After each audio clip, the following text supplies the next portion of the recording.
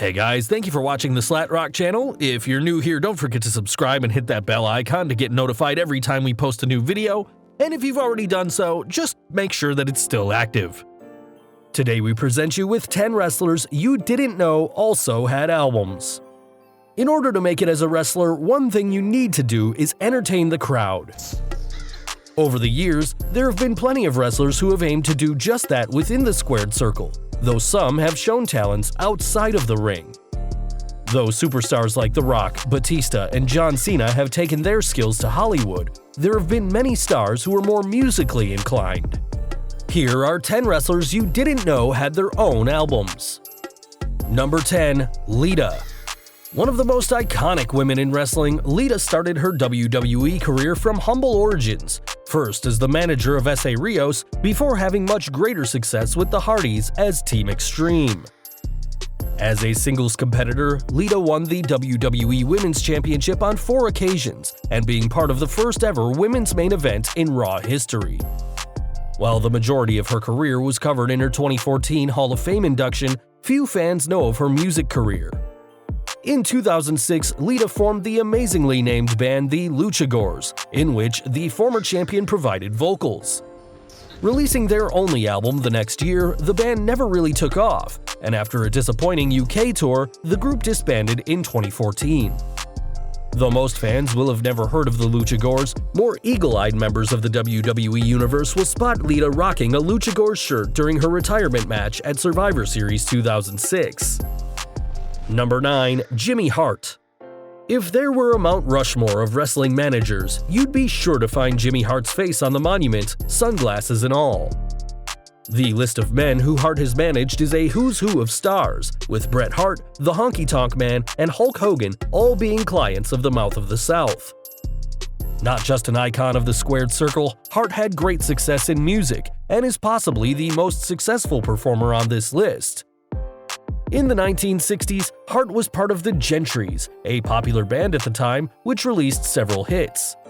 Their biggest, Keep On Dancing, made it all the way to number 5 on Billboard's Top 100, proving that there's a lot more to Jimmy Hart than his iconic megaphone. Number 8. Brooke Hogan. She may be best known as the daughter of the immortal Hulk Hogan, so it's only logical that Brooke Hogan would hope to follow in her father's footsteps of stardom. Wrestling fans will remember Brooke for her time in TNA, where she formed a relationship with Bully Ray, only to have the former Bubba Ray Dudley turn on her and reveal himself as the leader of Aces and Eights. Outside of wrestling, Brooke has also worked on reality TV and has even released singles over the years. She is credited with 2 albums, 2006's Undiscovered and 2009's The Redemption. Her 2006 song About Us even made an appearance on the US Billboard charts. Despite this success, Brooke is yet to have that true breakout hit and instead remains in her father's shadow, proving that sometimes Hogan doesn't know best. Number 7. Lou Albano. It's a real shame that WWE doesn't reference Captain Lou Albano anymore, especially when you consider his incredible impact on pro wrestling.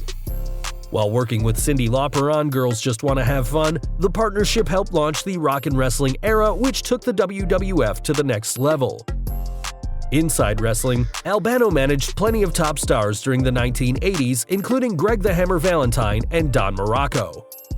Albano became such a big star that the rock band NRBQ paid tribute to him and other managers of wrestling in a 1983 track appropriately titled Captain Lou.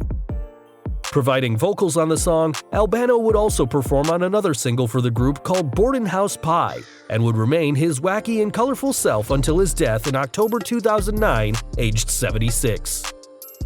Number 6. Chris Jericho. The first ever undisputed champion, Chris Jericho has done it all in the world of wrestling. A record-setting 9-time Intercontinental Champion and WrestleMania main eventer, Jericho recently signed with AEW in what was a huge grab for the new promotion. Even out of the ring, Jericho has been a huge star, performing as the lead singer in his heavy metal band Fozzy. Forming in 1999, the group have so far released 7 albums and have had some of their hits be used in wrestling. On Raw in 2005, Jericho and Fozzy competed against John Cena in a battle of the bands, and though it was the champ who won the applause of the crowd, Fozzy were able to show just how good they truly are. Now at 48 years old, Jericho has shown no sign of slowing down, as fans of the group eagerly anticipate their next album. Number 5. Maria Kanellis. When Maria Kanellis returned to WWE in 2017 alongside husband Mike, it had been over 7 years since she had been part of the company. In that time away, Maria grew her brand on the independent scene, but also dabbled in music, releasing pop album 7 Sins in 2010. Consisting of 4 tracks by the former Diva Search contestant, 7 Sins received decent reviews and was even given a C+ by Dropkick Divas Media. Despite this, the album is the only released musical content by Maria, who returned to WWE at Money in the Bank 2017 and can now be seen regularly on 205 Live. Number 4. Hulk Hogan. Brooke Hogan may have had some success as a musician, but she isn't the only member of the Hogan family to perform. Though every wrestling fan knows the Hulkster for his epic career in the ring, and most will know about his acting career, only a few will know that Hogan is actually a talented musician. At the 1987 Slammy Awards, Hogan would perform on bass for Vince McMahon's rendition of Stand Back. In 1993, Hulk Hogan teamed up with comedy rock band Green Jello to release I'm the Leader of the Gang, I Am, a cover of a Gary Glitter song, which became a top 40 hit in the UK. And in 1995, formed the Wrestling Boot Band, which also featured then-wife Linda and Jimmy Hart. That year, the band released their one and only album, Hulk Rules, which unsurprisingly was all about songs about the former WWF champion. Though critically panned, the album has become a cult classic for wrestling fans and has become quite the hot topic item amongst collectors. Number 3. Freddie Blassie. When Freddie Blassie sadly passed away just weeks after appearing on Raw in 2003, the company gave the legendary manager a fitting tribute. In a video about Blassie's incredible life, the company documented his time managing teams like Nikolai Volkov and the Iron Sheik, though throughout his time in the company, never came across as the music type. However, Blassie recorded several songs throughout his life and even released an album titled I Bite the Songs in 1983. In the mid-70s, Blassie also did voiceover work for songs like Pencil Neck Geek and Blassie, King of Mad, proving that the 1994 Hall of Famer led a truly incredible life before his passing. Number 2. Mickie James. Between WWE and TNA, Mickie James has had a truly epic career, winning 9 women's titles across both promotions. And though she can be found most weeks on Raw cracking some skulls, James is an incredibly gifted musician, releasing her first country record, Strangers and Angels, in 2010.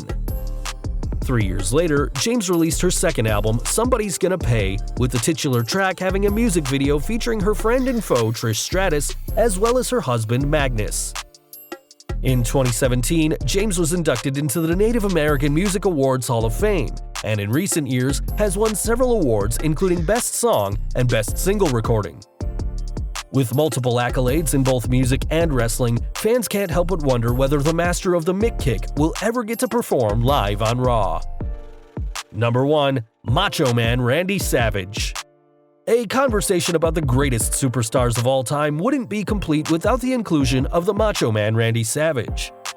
Though Savage often played second fiddle to Hulk Hogan in the WWF, the majority of fans would argue that Macho was the better wrestler and could hold his own against the Hulkster on the microphone. What fans may not remember is Savage's music career, as he released his rap album Be a Man in 2003. A Strange album, the most memorable on the track, also called Be a Man, is directly addressed to Hogan as the former world champion called out his old rival. During the track, Savage even mentions his brief appearance in 2002's Spider-Man, and we're not quite sure whether this album is the best or worst thing in music history. Well guys, that's our list. Can you think of any other wrestlers we might not know had albums? Drop us a comment below and let us know. If you like this video, don't forget to check out our previous video, 56 current WWE wrestlers who haven't competed in a while. Also, check out our other high-rated videos by clicking at the upper right-hand corner or down in the description field. If you indeed like this video, don't forget to hit that thumbs up button. Hit that subscribe button and that bell icon so you don't miss a single new video.